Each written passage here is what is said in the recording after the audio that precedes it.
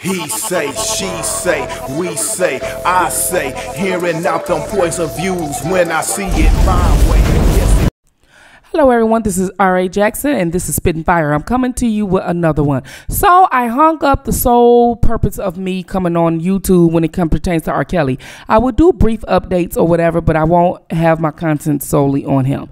I have rested the case on that. I know that there's supposed to be a hearing in the Chicago district or whatever. I will be giving you some brief updates on that as well as other stories. He would not be no longer a headliner. That's why I did the closing arguments the other day. I'm sorry I had to drag somebody because they was coming on my channel stupid. Every time I come from Kwame's channel, whatever, the haters come out the bushes because they just hate even more and more and more. But you're going to continue to hate because we're going to continue to do some collaborations, okay? Because we're going to bring awareness to some things, all right?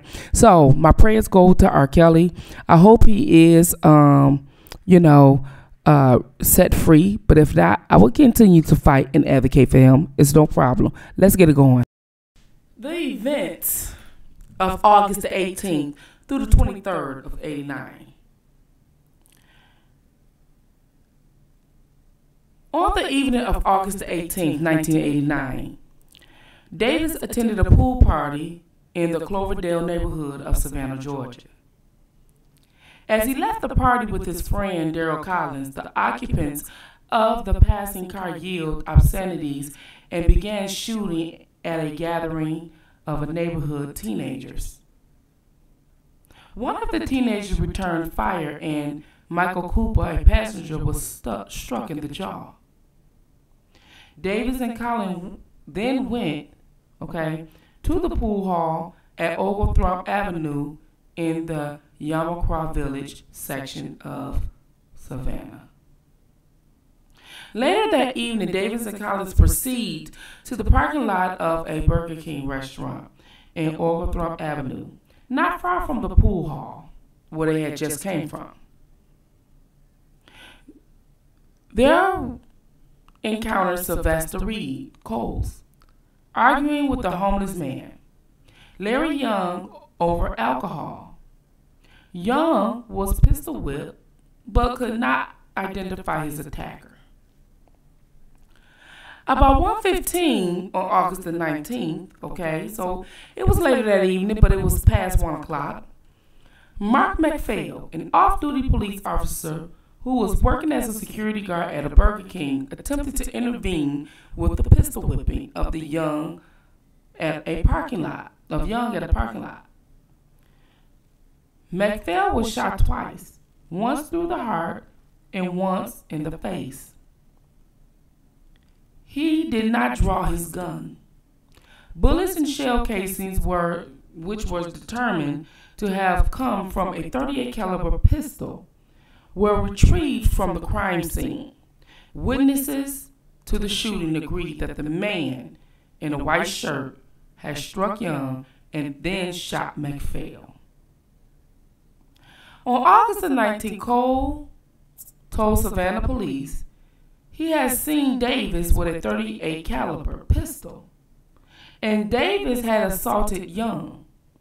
Coles failed to tell the police that he owned a .38 caliber pistol and was in possession of a weapon on the night of the shooting. The same evening as the shooting, Davis drove in Atlanta with his sister. In the early morning of August the 20th, 1985, Savannah police searched the Davis home, but they found was a pair of Davis shorts in a clothes dryer. Davis' family began negotiating with police, motivated by concern about his safety. On August 23rd, 1989, Davis returned to Savannah, surrendered himself to police, and was charged with McPhail's murder. The murder weapon was never recovered, and Mr. Coles told the police that he had lost his .38 weapon before it could be tested. Wow. Let's get it going. Troy Anthony Davis was born October the 9th, 1968. He was born to Virginia Davis and Joseph Davis. He has one sibling, Martina Davis. As I just read to you the terms of events that happened, this young man who has such a bright future was cut short. What is believed to be mountains of doubt of the crimes they alleged he committed. Mountains of doubt proven to his innocence. And yet the state of Georgia executed him 10 years ago as of yesterday of September 21st. Let's remember Troy Anthony Davis.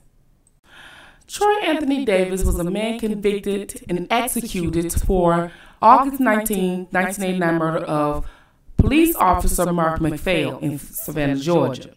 McPhail was working as a security guard at a Burger King restaurant when he intervened to defend a man being assaulted in a nearby parking lot. During Davis's 1991 trial, 7 witnesses testified they had seen Davis shoot McPhail, and 2 others testified Davis had confessed to the murder to them. There were 34 witnesses who testified for the prosecution and 6 others for the defense, including Davis. Although the murder weapon was never recovered, ballistic evidence presented at trial linked bullets recovered at or near the scene to those at another shooting in which Davis was also charged. He was convicted of murder and various lesser charges, including the earlier shooting, and was sentenced to death in August of 1991. Davis maintained his innocence up to his execution. In the 20 years between his conviction and execution, Davis and his defenders secured support from the public, celebrities, and other human rights groups. Amnesty International and other groups such as National Association for Advancement of Colored People, the NAACP, took Davis's cause.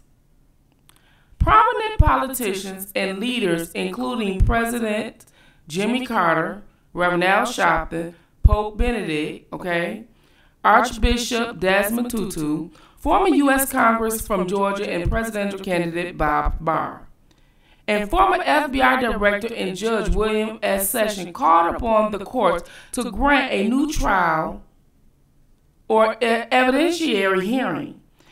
In July 2007, September 2008, and October 2009, execution dates were scheduled, but each execution was staged shortly before it was to take place.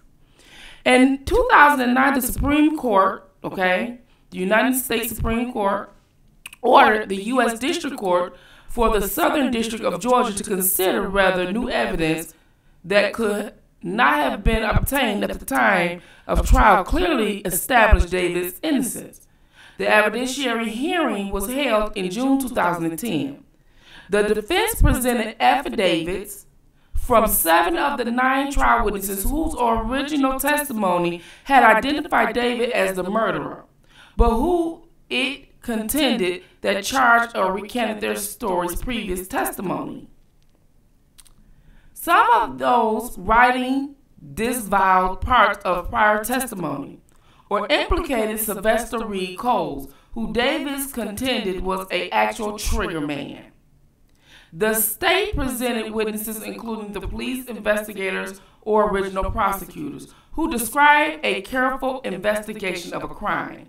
Without any coercion, Davis did not call some of the witnesses, who had supposedly recanted despite their presence in the courthouse. According to their affidavits, were even given little weight by the judge. Evidence that Cole had confessed to the killing was excluded as hearsay because Cole was not subpoenaed by the defense to rebut it. In an August 2010 decision, the conviction was upheld.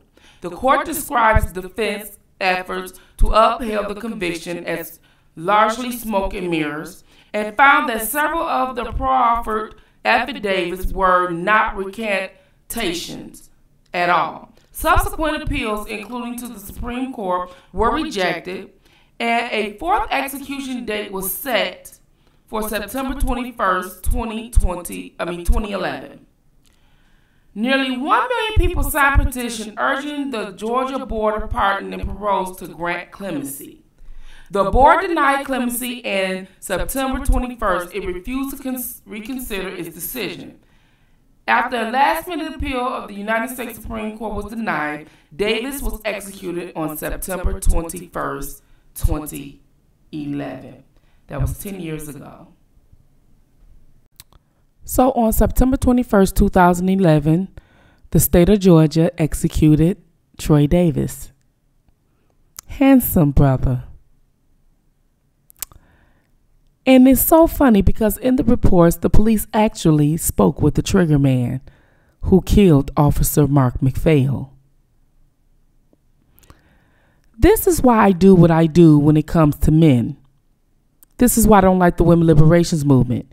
You don't get to not take accountability, and when things don't go your way, you say one thing contrary to what it is. In other words, in this case, when it comes to Mr. Davis, they knew that it was wrong. And you had so many come after the fact to try to get it fixed, but no one did anything. Why is it so easy for men to be convicted, particularly black men, to be convicted? But once they are convicted, and the truth prevails afterwards or is delayed, it's so hard to get them out. We have to make a way where if there's mountain of doubts and the presumptions of innocent to proven guilty,